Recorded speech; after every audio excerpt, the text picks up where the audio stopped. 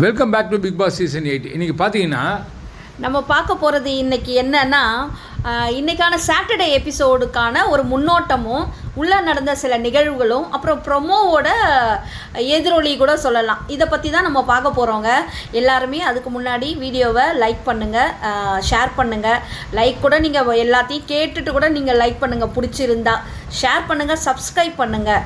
அப்போ தான் வந்து எங்களோட வீடியோஸ் வந்து நீங்கள் லைக்ஸாலேயும் உங்களோட ஷேர்னாலேயும் நிறைய பேருக்கு இது தெரிய வரும். இந்த சேனலை பற்றி கமெண்ட்ஸில் நிறைய பேர் எங்களுக்கு சப்போர்ட் பண்ணி பேசுகிறீங்க. ரொம்ப தேங்க்ஸ் உங்களுக்கு. ஏன்னா ரிலேட் பண்ணிக்கிறோம் நம்ம ஒருத்தரை அது ரொம்ப நல்லா இருக்குது. ப்ளஸ் வந்து வீடியோ அதாவது முத்துக்குமாருக்காக சப்போர்ட் பண்ணுறவங்கெல்லாம் என்ன பண்ணுறீங்க, வேறு மாதிரிலாம் பேசுகிறீங்க, கமெண்ட் போடுறீங்க. நிறைய பேர் அதை கூட வருத்தத்தோடு சொல்லியிருக்கீங்க. முத்துக்குமாருக்கு சப்போர்ட் பண்ணாமல் நம்மளுக்கு பிடிச்சவங்களுக்கு, அதாவது முத்துக்குமாரே விட்டுருங்க, நம்மளுக்கு பிடிச்சவங்களுக்கு சப்போர்ட் பண்ணால் முத்துக்குமாரோட சப்போர்ட்டர்ஸ் வந்து தப்பாக தவறான வார்த்தைகளாலையும் ஆபாசமான வார்த்தைகளாலையுமே பேசுகிறாங்க அப்படின்னு. அப்போ அவருடைய தரம் என்னவோ அவங்க வந்து யாருக்காக சப்போர்ட் பண்ணுறாங்களோ அப்போ அவரும் அப்படி தானே இருப்பார் அப்படின்றத இன்னும் அவங்க ஆழமாக அடையாளப்படுத்தி மக்களுக்கு காட்டுறாங்கன்னு தான் இதில் வர உண்மை, தெரிகிற உண்மை. அதனால் முத்துக்குமார் சப்போர்ட்டர்ஸ் தயவு செஞ்சு அது மாதிரிலாம் பண்ணாதீங்க. அப்படி பண்ணீங்கன்னா நீங்கள் ஆமாம், அது முத்துக்குமாருக்கு தான் கஷ்டம். ஸோ நம்ம இப்போ வீடியோக்குள்ளே போயிடலாங்க. பார்த்தீங்கன்னா உள்ளே வந்து நம்ம ரவி வந்து ஃபுல்லாகவே எல்லார்கிட்டையும் வந்து ஒரு இன்டர்வியூ மாதிரியும் எடுத்துக்கலாம், ரிவ்யூ மாதிரியும் எடுத்துக்கலாம். அந்த வேலையை தான் இப்போ அவர் பார்த்துட்ருக்கிறாரு. ஏன்னா ஆல்மோஸ்ட் அவங்களோட வந்த வேலை வந்து முடியாமல் என்ன சொல்கிறது, தோற்று போயிட்டு ஒரு இடத்துல உட்காந்த மாதிரி ஆயிடுச்சு அவங்க. அதனால் ஒவ்வொருத்தருக்கிட்டே இவர் கண்டென்ட்டு க்ரியேட் பண்ண நினைக்கிறாரு. அவர் சொல்ல வந்த கருத்துக்களையும் உள்ளவே பகிர்ந்துக்கிறாரு. அது ஒரு ஆரோக்கியமான விஷயமாகவும் இருக்குது அவர் பண்ணுறது. பார்த்தீங்கன்னா ஜாக்லின், அப்புறம் வந்து ரயான், சௌந்தர்யா எல்லாருமே உட்கார்ந்துருக்கும் போது அவர் கேட்பார், நீங்கள் வந்து என்னை எப்படி நினைக்கிறீங்க, என்னை வந்து நியூட்ரலாக இருக்கிறேன்னா இல்லை யாருக்கா சப்போர்ட்டராக வந்திருக்கேனா, நீங்கள் என்னை பற்றி என்ன நினைக்கிறீங்கன்னு கேட்கும்போது ஜாக்லின் சொல்லுவாங்க, நீங்கள் சப்போர்ட்டராக வந்திருக்கீங்க, எனக்கு அது ரொம்ப நல்லாவே தெரியும் ரவி சார் அப்படின்னு சொல்கிறாங்க. தர்ஷா வந்து வெளியிலேருந்து தானே வந்திருக்காங்க. ஸோ ரவி வந்து ரவீந்தர் வந்து வெளியில் என்ன பண்ணியிருக்கிறாருன்னு தர்ஷா குப்தாவுக்கு தெரியும். அதனால் உள்ளே வந்து அவங்க கிட்ட கேட்கும்போது அவங்க என்ன சொல்லிடுறாங்க, நீங்கள் வந்து முத்துக்குமாருக்கு தான் சப்போர்ட்டராக உள்ளே வந்திருக்கீங்க. ஆமாம், எனக்கு அவரை பிடிக்கும். ஏங்க ஒருத்தர் பப்ளிக்காகவே ஒருத்தர் வந்து எனக்கு இவரை பிடிக்கும், நான் அவருக்காக தான் உள்ளே வந்திருக்கேன் அப்படின்னு சொல்லும்போது அவங்கள பிடிச்சி இத்தனை மக்கள் பார்க்குறோம்ல, அப்போ எங்களுக்கு சௌந்தர்யாவை பிடிக்கும்னு சொல்கிறதுல தப்பு கிடையாது. நாங்கள் உடனே முத்துக்குமாரோட ஆளுங்களையோ முத்துக்குமாரையோ அசிங்கமாக யாரும் பேசிடல, தப்பாக ஒன்றும் பேசிடல. அது மாதிரி முத்துக்குமார் ஆளுங்களும் கொஞ்சம் டீசன்சியாக நடந்துக்குங்கன்றது தான் சொல்கிறோம் நம்ம. ஸோ இதை தான் அங்கே வந்து டைரெக்டாகவே தர்ஷா குப்தா சொல்லிட்டாங்க. அதுக்கு ஆமோதிக்கிறார் அவர், அவ்வளோ பெரிய ரிவ்யூவர் வெளியில். ஆனால் உள்ளே வந்து பக்கத்தில் உட்காந்து சப்போர்ட் பண்ண வராரு பாருங்க அவர். இதை பிக் பாஸும் கேட்டே இருப்பார். அவர் ஏன் கேட்கலன்றது அது விஜேஎஸ்க்காக அந்த அந்த என்ன சொல்கிறது, அந்த டேஷ் அந்த அந்த இடம் வந்து ஃபில் பண்ணாமல் இருக்கு போல இருக்கு. ஸோ விஜேஎஸ் அதை கேட்பாருன்றதை நம்ம நினைக்கலாம். அடுத்தது சௌந்தர்யா கிட்ட கேட்க, அப்புறம் நீ சொல்லுமா, நான் வந்து நியூட்ரலாக இருக்கிறேன்னா எப்படி இருக்கேன், சப்போர்ட்டராக வந்திருக்கேன். இல்லை சார், நீங்கள் நியூட்ரலாக தான் சார் வந்திருக்கீங்க, நியூட்ரலாக தான் பேசுகிறீங்க அப்படின்னு.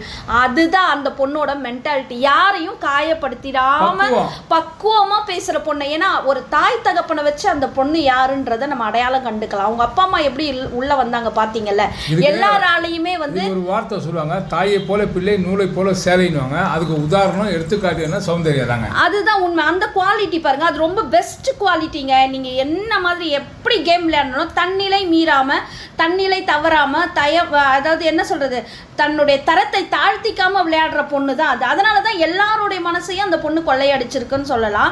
அந்த பொண்ணு அப்படி சொன்னதையுமே அவருக்கே ஒரு மாதிரி ஆயிடுச்சு. அவர் பார்க்குறாரு. அப்புறம் அதுக்கு நடுவில் பார்த்தீங்கன்னா வேற ஒரு கான்வர்சேஷன் போகுது. ஒவ்வொருத்தரை பற்றியும் இவங்க கேட்குறாங்க, நீங்கள் சொல்லுங்கள் எங்களை பற்றின்னு அப்படின்றாரு. நம்ம ஜாக்லினை சொல்கிறார், ஏற்கனவே வந்து ஃபுல் அண்ட் ஃபுல் கேமர் வந்து முத்துக்குமார்னு சொல்லிட்டாரு. இப்போ ஜாக்லினை சொல்கிறாரு, நீங்கள் சூப்பராக நல்லா கேமாக தான் நல்லா விளையாடுறீங்க, ஒரு கேம் விளையாடுறீங்க, வெளில வந்து பாருங்க அப்படின்ற மாதிரி சொல்லிடுறாரு. தர்ஷா குப்தா கேட்குறாரு, நீ குழந்தை, அதாவது என்னன்னா நீ ஒரு இன்னசென்ஸு, உனக்கு எப்படி அதை கன்வே பண்ணணும்னு தெரியாததுனால தான் நீ வெளியில் வந்துட்ட அப்படின்னு அவங்கள சொல்லி விடுறாரு. அடுத்தது பவித்ராவை சொல்கிறாரு, தங்க பிள்ளையாம், ஏங்க அது திருட்டு புள்ளங்க, பொம்மை டாஸ்க்லயே அவளை பத்தி நமக்கு தெரிஞ்சிருச்சுங்க. மஞ்சரி பொம்மையை உள்ள வைக்காம எவ்வளவு வேலை காமிச்சது விஜய் கேட்டாரு. விஜயஸ் அந்த பொம்மையை தைக்கும் போது அம்மா தைக்கிறதுக்குள்ள சொல்லுமான்னு கேட்கிறாரு. ஆனா அந்த திருடையும் நான் திருடலன்றதுக்கு என்னென்னமோ பூசி மொழிகி அப்படியே அமைதியா இருந்து பயப்படுற மாதிரி ஆக்ட் பண்ணி ஒரு ஆக்டிங் கொடுத்தா பாருங்க பவித்ரா. சீரியல் ஆர்டிஸ்ட் தாங்க. டுபா குருதா அவங்க தங்க பிள்ளை கிடையாது. மோஸ்ட்லி பார்த்தீங்கன்னா ஒரு பெரியவங்களா ஒரு மெச்சூர்டாக இருக்கிறவங்களுக்கு எல்லாரையுமே பிள்ளைங்க மாதிரியும் எல்லாரையும் ஒரே ஈக்குவலாக பார்ப்பாங்க. பட் எல்லா பிள்ளையும் ஒரே மாதிரி இருக்காது இல்லையா? ஒவ்வொரு பிள்ளை ஒவ்வொரு மாதிரி இருக்கும். ஒரு பிள்ளை வந்து கொஞ்சம் வீக்காக இருக்கும், ஒரு பிள்ளை வந்து என்ன சொல்கிறது பேசுறதுல திறமை இல்லாத பிள்ளையா இருக்கும். அதில் வந்து பவித்ராவும் அப்படி தான், நம்ம சௌந்தர்யாவும் அது மாதிரி தான். ஆனால் சௌந்தர்யாவை அவரே சொல்கிறாரு, நீ வந்து உங்ககிட்ட ஜென்யூன் இருக்குது, நீ வந்து ஒரு டானு, நீ யாரை கை காமிக்கிறியோ அவங்க தான் எவிக்டே ஆகுறாங்க. அதனால ஜட்ஜ்மெண்ட் கரெக்டாக இருக்குது. ப்ளஸ் வந்து அவர் சொல்கிறாரு, நீ சொல்ல வர கருத்துக்கள்ல நீ வந்து என்ன சொல்கிறது டான் சொல்லிட்டோம் நம்ம, நீ வந்து ஜென்யூனாக இருக்கிற, உண்மையாக இருக்கிற, அதனால தான் நீ வெளியில் வந்து பாரு உனக்கு எத்தனை பேர் உன்னோட என்ன சொல்ல உன்னை ரசிக்கிறவங்களா இருக்கிறாங்கன்றது ஒரு கோடிட்டு ஒரு வார்த்தையில் சொல்கிறாரு. ஸோ இதெல்லாம் கேட்கும் போது ஓரளவுக்கு ஓகேவாக இருக்குது. நிறைய பேரை வந்து இவர் வந்து என்ன சொல்றாரு இன்டர்வியூ எடுக்கிற மாதிரி தான் இருக்குது. பட் அவர் வந்ததுக்கு ஏதோ ஒன்று செய்யணும்ல, அது நல்லாவே சிறப்பாகவே செஞ்சிருக்காரு.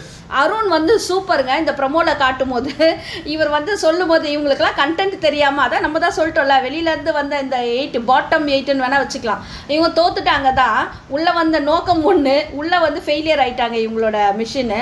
அதனால் அருண் வந்து இந்த ப்ரமோல சொல்கிறாரு, இவங்கெல்லாம் வந்து எங்ககிட்டே வந்து கண்டென்ட் எடுத்து பார்த்தாங்க, அப்படி தான் ஒவ்வொருத்தரையாக இவங்களே கேள்வி கேட்டாங்கன்னாங்க. அடுத்தது ஜாக்லின் சொல்கிறாங்க, வரும்போது பெரிய இந்த துப்பாக்கி எடுத்துகிட்டு வந்து சுடுற மாதிரி ஆளாளுக்கு ஒன்று வந்தாங்க அப்படின்ற மாதிரி சொல்றாங்க. எல்லாம் டம்மி துப்பாக்கியா போயிடுச்சு. அடுத்தது சௌந்தர்யா வைக்கிற அங்க ஒரு இந்த கமெண்ட் எப்படி இருக்குன்னா, அது பார்த்தீங்கன்னா அவள் சொன்னது ரொம்ப சூப்பராக இருந்தது, கரெக்டாகவும் சரியாகவும் இருந்தது. போல்டு லேடிங்க. அவள் சொல்கிறா, இங்கே எல்லாருமே வந்தது ஒருத்தரை, இங்கே இருக்கிறதுல ஒருத்தரை, அதாவது இந்த 8 பேர் உள்ளே இருந்தாங்க இல்லையா, அவங்கள ஒருத்தரை ஜெயிக்க வைக்கிறதுக்குன்னே எல்லாரும் வந்தா மாதிரி இருந்தது.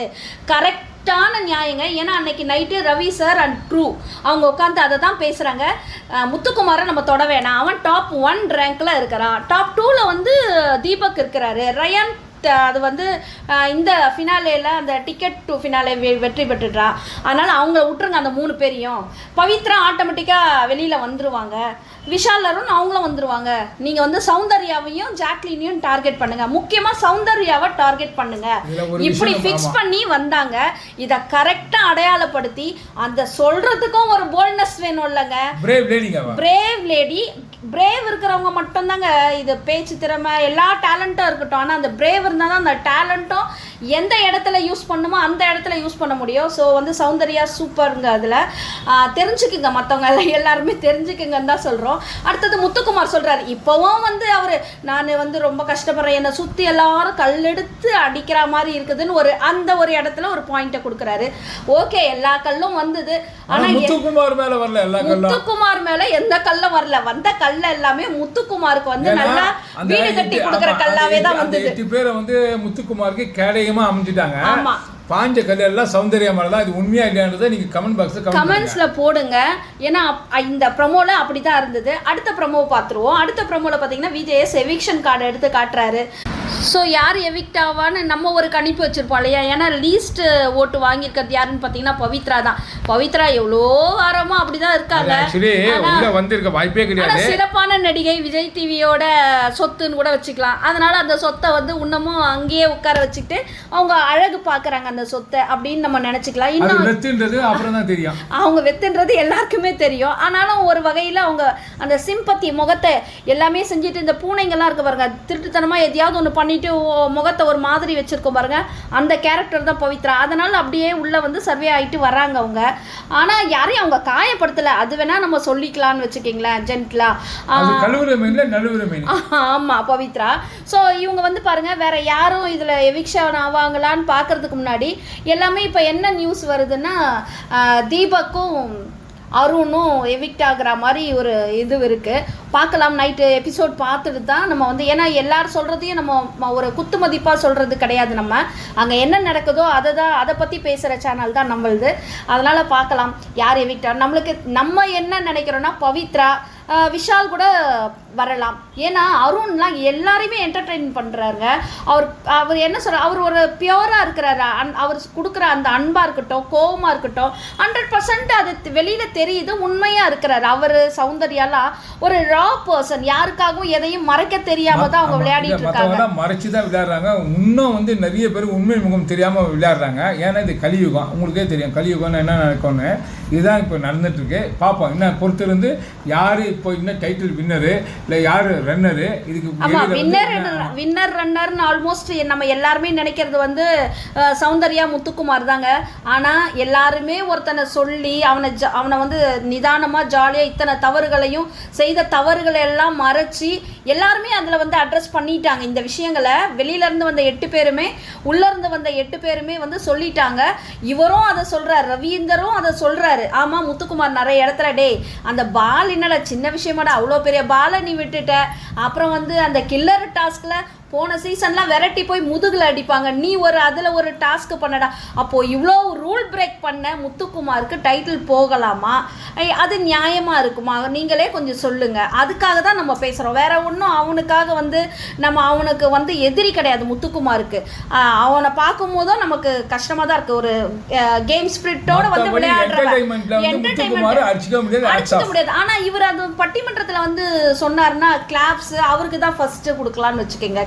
ஆனால் வந்து இந்த இடத்துல கேமை கரெக்டான எத்திக்ஸோட, லாயலோட, தப்பு பண்ணிட்டா தப்பு தான் ஒத்துக்கிற அந்த தன்மை, மற்றவங்க சொல்லி தான் இது பண்ணணும்னு இல்லை. அடுத்தது வந்து போல்டாக சொல்கிறது, இது எல்லாமே ஆமாம், நீங்கள் எல்லாமே நீங்கள் முடிவு பண்ணுங்கள். நீங்கள் பாருங்கள், பார்த்துட்டு நியாயமாக ஓட்டு போட்டு நியாயமானவங்களுக்கு அந்த கப்பு கிடைக்கிற மாதிரி பண்ணுங்கள்.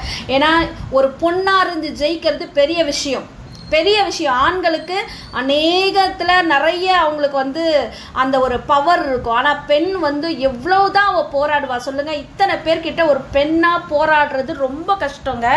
போன சீசனில் கூட ஓரளவுக்கு ஈஸியாக இருந்தது அவங்க வின் பண்ணது கூட, அர்ச்சனா கூட. ஆனால் இந்த சீசனில் இவங்க பாய்ஸ் அண்ட் டீம்ஸாக இருக்கும் போதும் ஃபுல்லாக இந்த சௌந்தர்யா மேலே தான் கார்னர் பண்ணாங்க. பெண்களே வந்து சௌந்தர்யா மேலே கார்னர் பண்ணுறாங்க. ஏன்னா அவங்களோட க்யூட்னஸை மற்றவங்களால தாங்கிக்க முடியல. ஆனால் ரொம்ப அழகாக இருக்கிற அந்த தர்ஷா கூட இவளோட க்யூட்டை ரசிக்கிறா. ஆனால் பொறாமையின் உச்சமாக இருக்கிற சாச்சனா, வர்ஷினி, அவங்களுக்குலாம் இந்த பொண்ணை பார்த்தா, சௌந்தர்யா பார்த்தா அவ்வளோ கோபம் வருதுங்க. அதனால் ஒரு பெண்ணாக இருந்து இத்தனை பேரை சமாளித்து எல்லாத்துக்கும் போல்டாக, நான் யாருக்கும் பயப்பட மாட்டேன், எனக்கு என்ன தோணுதோ நான் அதை தாண்டா செய்வேன் அப்படின்னு அதை தான் பேசுவேன் அப்படின்னு ஒரு ஸ்ட்ராங்காக தன்னுடைய விளையாட்டை விளையாடுற சௌந்தர்யா எங்கே அப்படின்றதா. அந்த பொண்ணுக்கு கப்பு கிடைக்கணும்னு நினைக்கிறவங்க கமெண்ட் செக்ஷனில் போடுங்க. ஏன் கிடைக்கக்கூடாதுன்னு நினைக்கிற பொறாமை உள்ளவங்க அவங்களும் கமெண்ட்ஸில் போடுங்க. என்ன பண்ணுறது? கன்ஃபெஷன் ரூமில் போனாங்க சௌந்தர்யா, எல்லாருக்கும் வந்து நல்லா அட்வைஸ் பண்ணுவார். உண்மையிலேயே பிக் பாஸ் தாங்க. ஆனால் அந்த இடத்துலையும் எல்லாம் வந்து Bigg Boss I like you சொல்லு, ஐ லவ் யூ சொல்லு கெஞ்சுவாங்க. ஆனால் பிக் பாஸே வந்து அட்மையர் ஆன யாருக்கு லேடின்னு பார்த்தீங்கன்னா சௌந்தர்யா. அது அவர் எப்படி சொல்றாருன்னா ஆர்கானிக்கா இருந்ததுன்றதுக்கு அடையாளப்படுத்தி நீங்க ஆர்கானிக்கா இன்னொன்னையும் சம்பாதிச்சிருக்கீங்க, ஐ லவ் யூன்னு சொல்றாரு. அது எவ்வளவு ஒரு மகிழ்ச்சியான ஒரு தருணம் வேற ஒன்றும் இல்லை. ஆக மொத்த மக்களே இந்த வீடியோ உங்களுக்கு கண்டிப்பாக பிடிச்சிருக்குன்னு நினைக்கிறேன். பிடிச்சிருந்தா லைக் பண்ணுங்க, கமெண்ட் பண்ணுங்க, ஷேர் பண்ணுங்க, சப்ஸ்கிரைப் பண்ணுங்க. மறுபடியும் இந்த எபிசோட் பார்த்துட்டு உங்களுக்கு அப்டேட் பண்ணேன். தேங்க்யூ.